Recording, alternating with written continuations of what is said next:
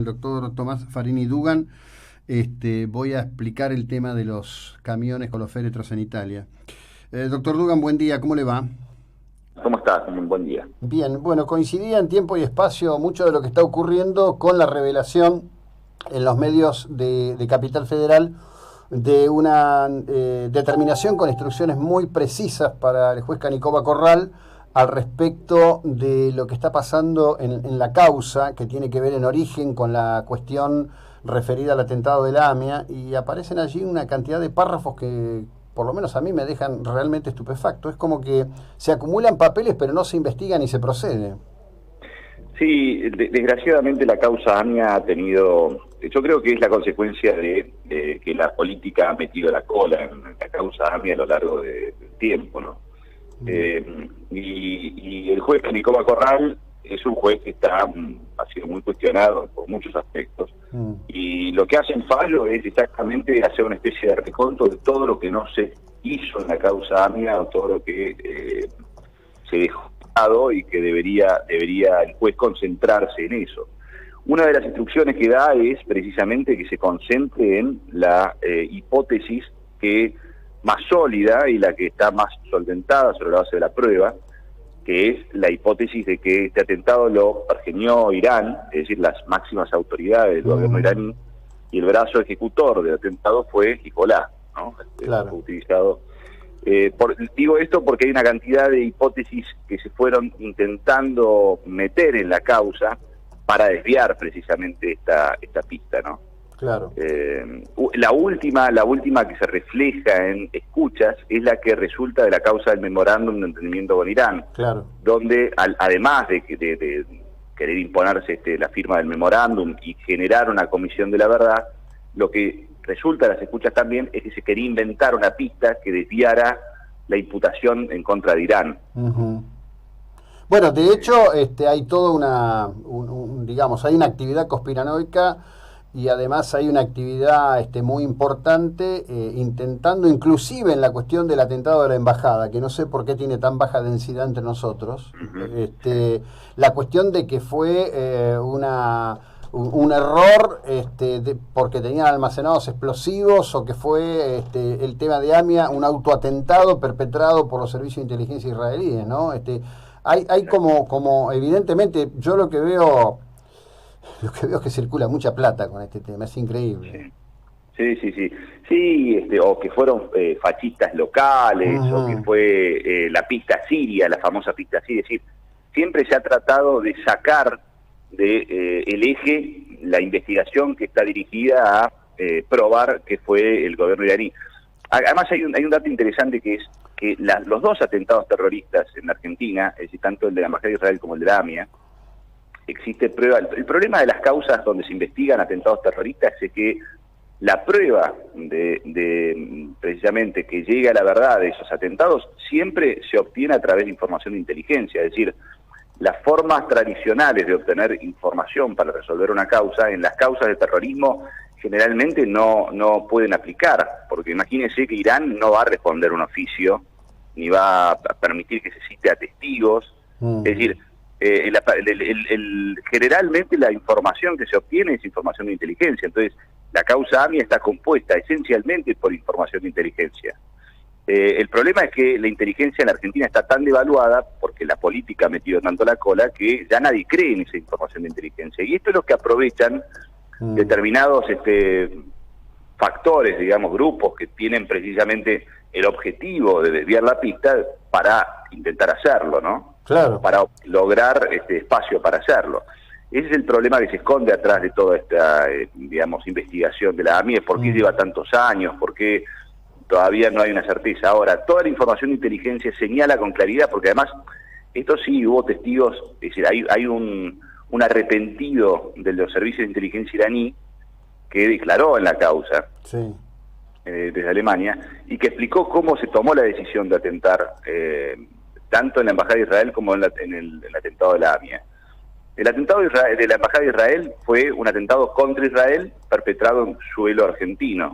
El atentado de la AMIA fue un atentado contra la Argentina, fue contra una mutual argentina, y que tuvo como propósito, decir, ¿cuál era la razón de ese atentado? Bueno, fue cuando se cortan los convenios de transferencia de tecnología nuclear.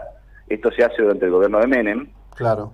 Irán decide castigar a la Argentina, ¿no? Y esta decisión se toma en una mesa de ministros, digamos, en Irán, donde se vota, digamos, y se deciden, había 3 objetivos posibles. El que se votó primero fue el de la AMIA y el que se aprobó fue el de la AMIA. Claro. El que se ocupó de esto fue Rabbani. Rabbani, lo digo porque es el que está atrás de todas las escuchas entre nuestra actual vicepresidenta, intermediado, digamos, por Delía, Teche, Khalil y demás. Está atrás de todo eso, de esas escuchas, está Rabbani, ¿no? Es decir, generalmente cuando Delía llamaba a la presidenta, antes o después de eso había un llamado de Rabbani, ¿no? Entonces, este es el núcleo de la cosa, ¿no? Claro. Para ilustrar a la audiencia, digamos que estamos hablando de Moshe Rabbani, un hombre clave en la construcción de la estructura de inteligencia iraní en el área de Triple Frontera. Y por otro lado, en relación a esto, me parece importante decir una cuestión central para mí. Yo, desde la hora cero, creo que esta era una propuesta que no tiene nada que ver con ninguna cuestión ideológica. Esto siempre fue un tema de dinero. Sí, claramente. Yo pienso exactamente lo mismo, sí, señor. Sí. Ahora, ¿qué opinión le merece? Imagino que está siguiendo el caso, la extradición de Alex Saab desde Cabo Verde, desde la isla de Sal a Estados Unidos, que parece ser está resuelta por las autoridades de Cabo Verde. Sí, miren, yo pedí un exhorto en el tramo de la causa del memorándum del movimiento de Irán, que todavía está en instrucción. Pedí que se diera un exhorto a los Estados Unidos para interrogar a Alex Saab, porque, cosa que fue rechazada, quiero decirlo, el juez entendió que no tenía que ver con lo que se investigaba en la causa, pero ahora les voy a contar por qué claramente sí. Alex Saab está imputado, o señalado como el testaferro de Maduro, y es el nexo entre Venezuela e Irán, es decir, siempre se ocupó de las relaciones Venezuela-Irán. Y se ocupó a su vez de un programa que construía viviendas baratas, digamos, en Venezuela, que se solventaba con dinero procedente de Irán. Inmediatamente después de la firma del memorándum, se firmaron una serie de convenios de cooperación entre Argentina y Venezuela. Vino Maduro a la Argentina y lo firmó con nuestra actual vicepresidenta. En el marco de esos convenios, se firmaron convenios que tenían que ver con la construcción de viviendas. Y la persona que se ocupaba de eso fue Alex Saab. Hay una de las sospechas, es que todos estos programas de cooperación fueron el vehículo utilizado para ingresar dinero iraní a la Argentina vía Venezuela. Entonces, estas preguntas fueron las que yo quería que se le hiciera a Alex Saab y que no logramos que se haga, ¿no? Que el juez ordene el exhorto. Bueno, ahora, ahí hay un tema que me pareció fascinante y creo que poco conocido. La extradición de Alex Saab será posible entre Cabo Verde y Estados Unidos, que no tienen convenio de extradición, por un marco internacional de acción contra el terrorismo que depende del marco de Naciones Unidas. En este sentido entiendo que hay un implicado en el atentado contra la AMIA que está viviendo en el Líbano y que no tiene protección política y que podría observarse el mismo criterio. Creo que esto también la Cámara se lo dice a Canicova, ¿no? Así es, porque se llama el Reda,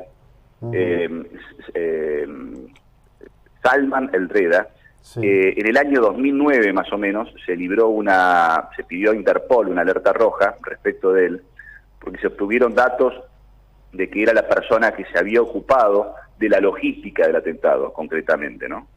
Sí, él está, por la información de inteligencia, él estaría en este momento oculto en el Líbano, y no tiene un cargo político. Esta es la diferencia, porque el problema con el resto de los iraníes es que tuvieron cargos, es decir, fueron los órganos principales de un país, entonces, pero esto no ocurriría con el Reda. Entonces precisamente se quiere utilizar estos vehículos para intentar presionar al Líbano para que entregue al Reda, ¿no? Cosa que es muy difícil porque el Líbano es un país que está muy en una situación interna absolutamente complicada y Hezbollah maneja una parte del país, ¿no? Entonces es muy difícil también.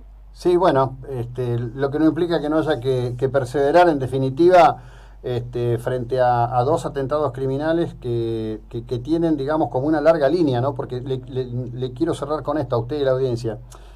Yo creo que hay una matriz original, es decir, Menem, aunque en la Argentina no se cite, él y su familia siempre tuvieron, si no tenían la ciudadanía siria de modo expreso, estaban muy vinculados. De hecho, la hermana de Zulema fue inclusive militante del Baas, y hay documentación que la muestra a ella con uniforme de miliciano del Baas en algún momento en la década del 70. Y lo primero que hace Menem cuando asume es ir de visita a Israel. Y lo segundo que hace es poner a Argentina dentro de la operación Tormenta del Desierto. Yo creo que en la mentalidad de este universo en el que habitan los chiitas y todo lo demás, debe haber sido la cosa más impia y más perversa que puede hacer alguien a quien consideraban propio. Totalmente. Y ya les digo, hay información que establece que en realidad digamos, la decisión de atentar contra la Argentina fue precisamente por el haber cortado todos los contratos que existían. Desde la época de ya, imagínense, del año 60, entre Argentina e Irán para que Irán desarrolle programas de energía nuclear. Esto los cortó completamente por presión de Estados Unidos, Menem, y eso fue lo que habría generado la decisión de Irán de atentar en la Argentina. Claro. Bueno, gracias por el tiempo y la ilustración que nos ha dedicado, Tomás, que tenga un buen día. Muchas gracias a ustedes. Bueno, el doctor Tomás Farini Dugan.